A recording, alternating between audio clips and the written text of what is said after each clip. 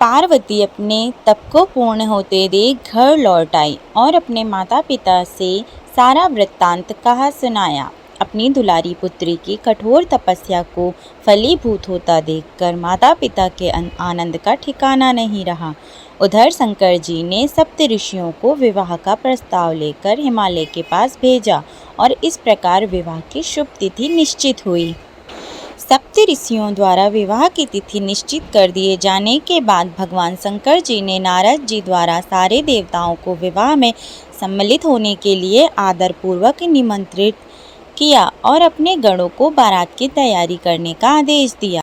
उनके इस आदेश से अत्यंत प्रसन्न होकर गणेश्वर, शंखकर्ण, केक राक्षस, विकृत, विशाख, विकृतनानंद, दुंदभ, कपाल, कुंडक, काकपदोदर, मधुपिंक, प्रथमत, वीरभद्र आदि गणों के अध्यक्ष अपने अपने गणों को साथ लेकर चल पड़े।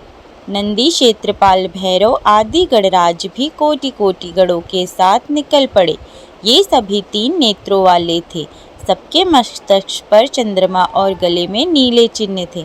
सभी ने रुद्राक्ष के आभूषण पहन रखे थे। सभी के शरीर पर उत्तम भस्म पुती हुई थी। इन गणों के साथ शंकर जी के भूतों, प्रेतों, पिशाचों की सेना भी आकर सम्मिलित हो गई। इनमें डाकिनी, शाकिनी, यातुधन, वेताल, ब्रह्म राक्षस आदि भी शामिल थे।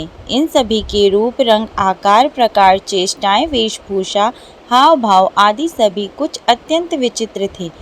किसी के मुख ही नहीं था और किसी के बहुत से मुख थे।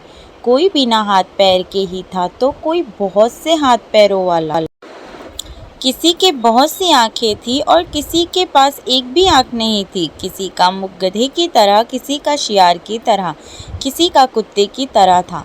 उन सब ने अपने अंगों में ताजा खून लगा रखा था। कोई अत्यंत पवित्र और कोई अत्यंत विभत्स तथा अपवित्र गणवेश धारण किए हुए था। उनके आभूषण बड़े ही डरावने थे। उन्होंने हाथ में नर कपाल ले रखा था। वे सबके सब अपनी तरंग में मस्त होकर नाचते गाते और मौज उड़ाते हुए महादेव शंकर जी के चारों ओर एकत्रित हो गए। चंडी देवी बड़ी प्रसन्नता के साथ उत्सव मनाती हुई भगवान रुद्रदेव की बहन बनकर वहां आ पहुंची। उन्होंने सर्पों के आभूषण पहन रखे थे। वे प्रेत पर बैठकर अपने मस्तक पर सोने का कलश धारण किए हुए थी। धीरे धीरे वह सारे देवता भी एकत्र हो गए। उस देव मंडली के बीच में भगवान श्री विष्णु गरुड़ पर विराजमान थे। पितामह ब्रह्मा जी भी उनके पास में मूर्तिमान वेदों, शास्त्रों, पुराणों, आगमों, सनकाद, महासिद्धों, प्रजापतियों, पुत्रों तथा कई परिजनों के साथ उपस्थित थे। देवराज इंद्र भी कई आभूषण पहन अपने ऐरावत गज पर बैठ वहां पहुंचे थे। सभी प्रमुख ऋषि भी वहां आ गए थे। तुम्बुर, नारद, हाहा और हुहु आदि श्रेष्ठ गंधर्व तथा किन्नर भी शिवजी की बारात की शोभा बढ़ाने के लिए वहां पहुंच गए थे। इनके साथ ही सभी जनमाताएं, देवकन्याएं, देवियां तथा पवित्र देवनागनाएं भी वहां आ गई थीं। इन सभी के वहां मिलने के बाद भगवान शंकर जी अपने इस स्फटिक जैसे उज्ज्वल सुंदर वृषभ पर सवार हुए। दूल्हे के वेश में शिव जी की शोभा निराली ही छलक रही थी। इस दिव्य और विचित्र बारात के प्रस्थान के समय डमरुओं की डमडम, शंखों के गंभीर नाद, ऋषियों महर्षियों के मंत्रोच्चारण, यक्षों, किन्नर, गंधर्व के सारस गान और देवांगनाओं के मनमोहक नृत्य और मंगल गीतों की गूंज से तीनों लोग परिव्याप्त हो उठे।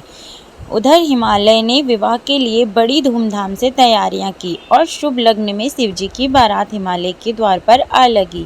पहले तो शिवजी का विकट रूप तथा उनकी भूत प्रेतों की सेना को देखकर मैना बहुत डर गई और उन्हें अपनी कन्या का पाणी ग्रहण कराने में आनाकानी करने लगी। पीछे से जब उन्होंने शंकर जी का करोड़ों कामदेवों को लजाने वाला 16 वर्ष की अवस्था का परम लावण्यमय रूप देखा तो वे देह गेह की सुध भूल गई और शंकर पर अपनी कन्या के साथ ही साथ अपनी आत्मा को भी न्यौछावर कर दिया।